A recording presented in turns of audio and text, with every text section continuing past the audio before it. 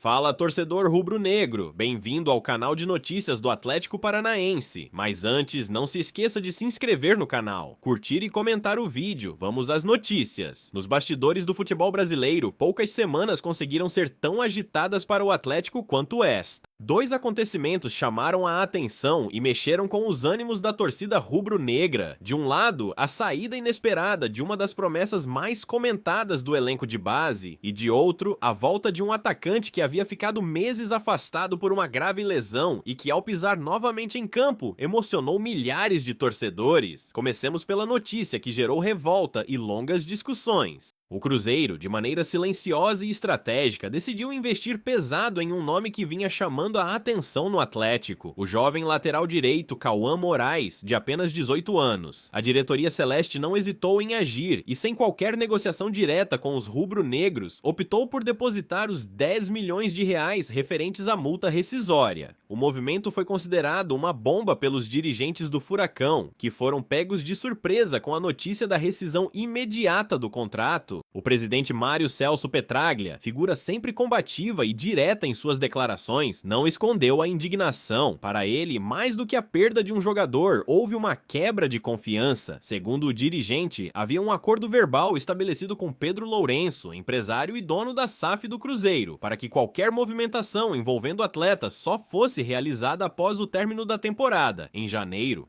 A expectativa era de que esse entendimento fosse suficiente para afastar qualquer investida precipitada. No entanto, a negociação tomou um rumo diferente. Em declarações fortes, Petraglia relembrou a trajetória do garoto no Atlético, disse que Cauã não era protagonista em seu antigo clube, o Palmeiras, onde chegou a ser apenas a quarta opção na posição. Transferido para o Furacão sem custos, o lateral encontrou em Curitiba o espaço que faltava em São Paulo. Primeiro brilhou nas competições de base, mostrando velocidade, disciplina tática e maturidade acima da média para a idade. Depois, diante de um momento de carência no elenco principal, foi promovido ao time profissional. Ali, conquistou minutos importantes e despertou o interesse de olheiros e clubes que já monitoravam suas atuações. O Atlético, ciente do potencial de valorização, vinha conduzindo tratativas para estender o vínculo e aumentar a multa contratual.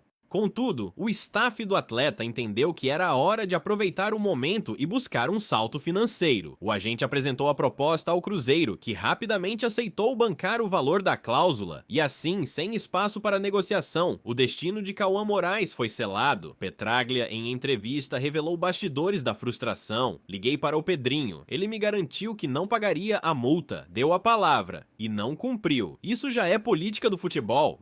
Palavra dada? Nada. A frase repercutiu, pois escancarou um problema recorrente nos bastidores: o peso da palavra em um mercado dominado por cifras, interesses e contratos. Do ponto de vista esportivo, a perda é significativa, não apenas pela saída de um atleta promissor, mas pelo recado que a situação transmite. O Atlético precisa blindar melhor seus talentos de base para não perdê-los antes mesmo de colher os frutos. Para os torcedores, a sensação é de decepção, já que muitos viam em Cauã a possibilidade de se firmar e, quem sabe, se transformar em uma venda milionária no futuro, beneficiando financeiramente o clube. Por outro lado, o Cruzeiro comemora. A chegada de um lateral jovem, com energia e potencial de evolução, reforça um setor que vinha sendo criticado pela torcida celeste. A aposta de Pedro Lourenço é clara: investir em jogadores com margem de crescimento e que possam valorizar no mercado nacional ou até no exterior. Enquanto esse episódio alimentava debates, um outro acontecimento trouxe alívio e emoção aos rubro-negros. O atacante Julimar, que havia ficado meses afastado devido a uma grave lesão, finalmente voltou a vestir a camisa do Atlético em uma partida oficial.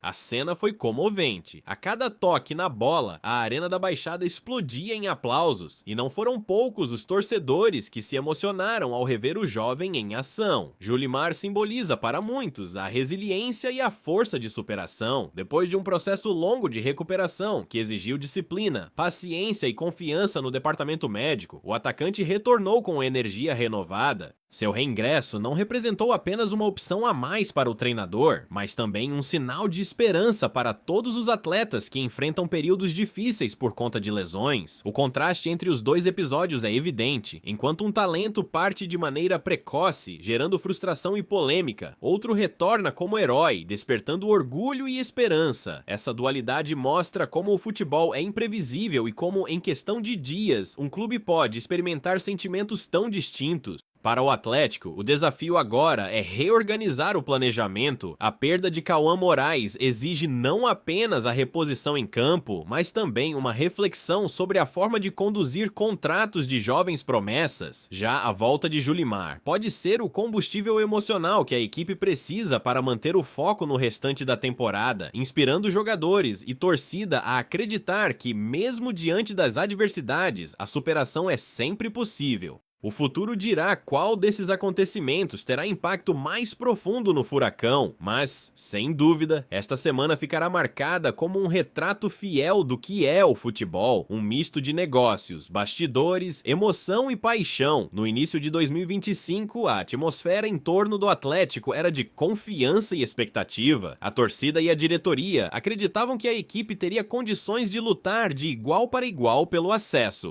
Porém, à medida que os jogos foram acontecendo, a realidade mostrou-se bem mais dura do que o imaginado. O sonho da subida ficou distante e os rubro-negros tiveram de se acostumar com uma temporada marcada por altos e baixos. No entanto, nem tudo pode ser considerado fracasso. Pelo contrário, este ano pode ser lembrado como um divisor de águas, responsável por revelar talentos e preparar uma base sólida para o futuro do clube. O que se construiu não foi um acesso imediato, mas sim um legado.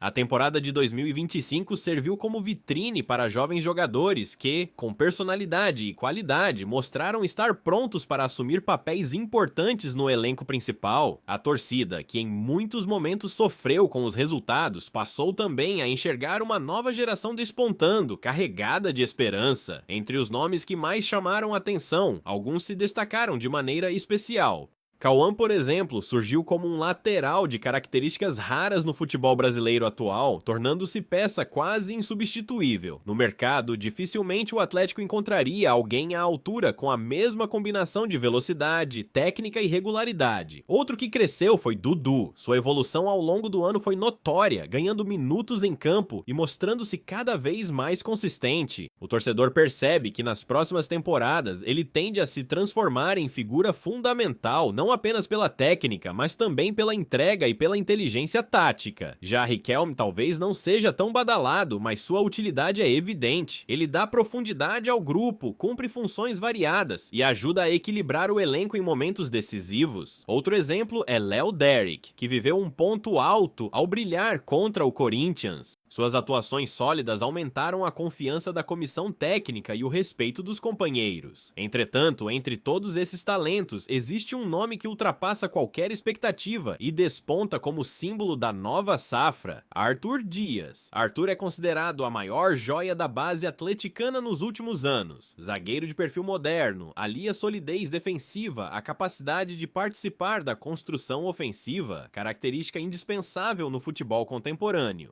Quando o Atlético enfrentou o Cuiabá e teve a posse de bola como aliada, Arthur não se escondeu. Foram impressionantes 74 ações com a bola, incluindo 13 passes que quebraram linhas no último terço e 5 lançamentos longos certeiros. Sem Lucas Esquivel disponível, o jovem assumiu a responsabilidade e conduziu a saída de jogo com a maturidade de um veterano. Contra o CRB, o cenário foi radicalmente distinto. O time precisou se fechar e apostar em postura defensiva, e novamente Arthur respondeu. Foram 17 intervenções corretas, entre cortes e desarmes, além de 4 passes progressivos que ajudaram a aliviar a pressão. No duelo físico com Potker, atacante conhecido pela força, mostrou que também tem imposição, venceu a disputa e arrancou aplausos. Mesmo em um jogo mais reativo, contabilizou 47 ações com a bola, confirmando que consegue ser participativo em qualquer circunstância. Diante do Corinthians, brilhou outra vez.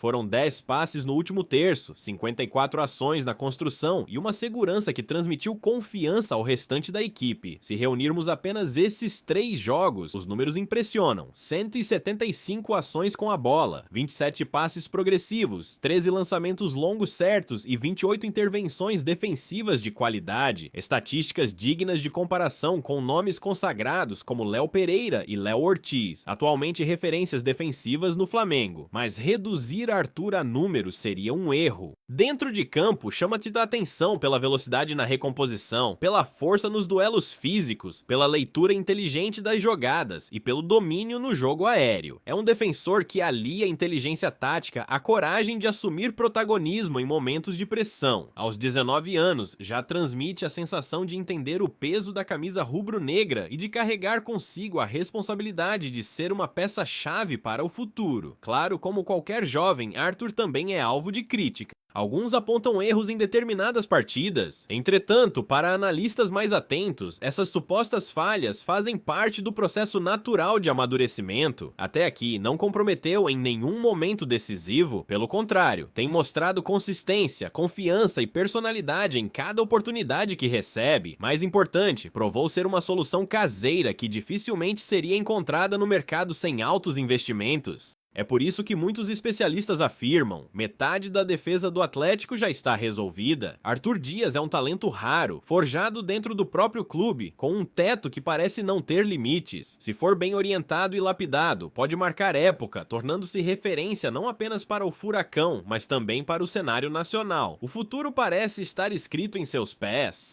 Assim, mesmo sem alcançar o acesso tão sonhado em 2025, o Atlético pode comemorar outro tipo de conquista, a certeza de que sua nova geração tem qualidade e personalidade para guiar os próximos passos. Arthur Dias não representa apenas o presente da zaga, mas simboliza a capacidade do clube de revelar talentos capazes de transformar sua história. Em um momento em que resultados imediatos não vieram, talvez o maior triunfo esteja justamente em ter encontrado a pedra preciosa que pode ser a base de um futuro glorioso. E aí, torcedor, curtiu a notícia? Deixe seu comentário abaixo e fique atento ao nosso canal, pois aqui você tem todos os dias notícias do nosso Furacão.